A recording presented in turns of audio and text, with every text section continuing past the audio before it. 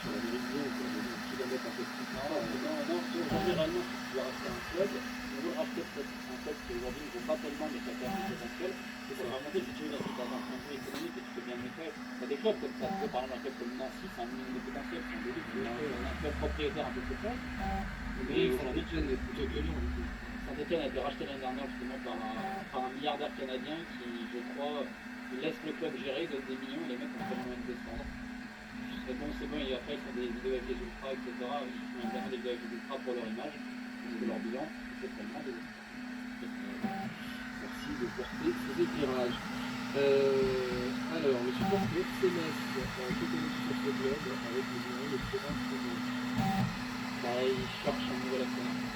Justement, et c'est rare de trop d'argent. Un club qui a un énorme défi structurel, évidemment, qui se base notamment des partenariats qu'il a avec les générations sénégalaises. C'est là dans ce que la question du terrain. C'est un club qui est un club structurel, c'est un club sympa. C'est un vrai public, c'est un club sympa, malheureusement, il faut pas beaucoup d'argent, mais ils aimeraient trouver, en tout cas, un nouvel actionnaire. Minoritaire ou majoritaire, je ne sais pas, mais en tout cas, ils aimeraient beaucoup d'argent. Que pensez-vous du retour du président aussi nigérien à la droite de l'opposition? Alors, en Tunisie, pour faire simple, aujourd'hui, quand on parle de diplomatie, en Afrique, aujourd'hui, on a le Maroc qui a fait du football une diplomatie parallèle, notamment sur la question du Sahara. Avec toute la diplomatie et tout, c'est vrai qu'ils ont Ils sont à la Coupe du Monde, ils dirigent faire beaucoup. Le Rwanda et le Maroc sont aujourd'hui les deux pays les plus influents de la fédération africaine de football et de l'Afrique. Alors, pourquoi je parle de ça, de la Tunisie? C'est qu'en fait, aujourd'hui, la fédération africaine de football s'est tournée notamment sur le Maroc. Et on le voit notamment à travers l'agence de voyage et de match que nous choisis, qui est en fait très liée à la fédération marocaine et également mauritanienne, qui a énormément d'influence à ce niveau-là. Donc un peu pessimiste parce qu'il y a toujours un conflit en fait entre le ministère et la fédération. Et c'est triste parce que le sport tunisien mérite bien mieux que ça, pas que dans le football, parce que le Tunisien pour un aussi petit pays, pas un aussi petit pays en termes démographiques, les Tunisiens ils sont bons dans tous les sports. Et je pense que c'est le seul pays d'Afrique qui a ce savoir-faire. Je peux trouver des tennis, athlétisme, basket, tu vas toujours trouver quelqu'un comme ça, et pour un karaté, judo, alors que c'est plus petit, c'est-à-dire que démographiquement ils sont bien plus faibles que le Maroc,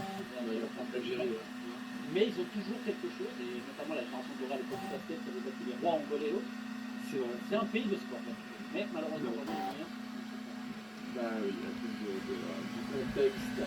Alors attends, j'essaie de récupérer les autres questions.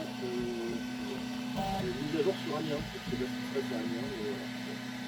Amiens, pareil, tu prends le club med, tu le mets dans un club de foot.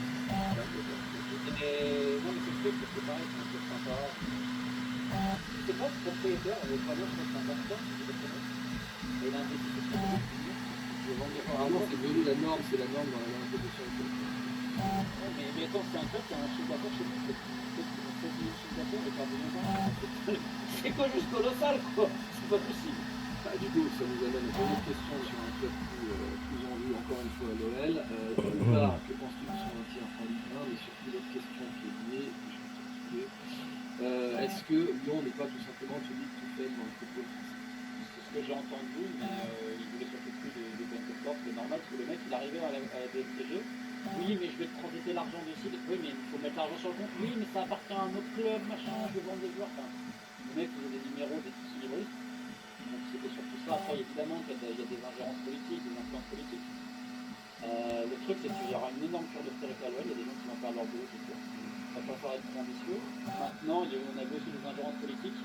À Rouen, à l'époque, quand Rouen et sa place est arrêtée, le maire, il arrive, il va rencontrer le plan de la fédération, c'est par intérim. Donc en fait, on a vu ça à Sochaux, on a vu ça à Bordeaux.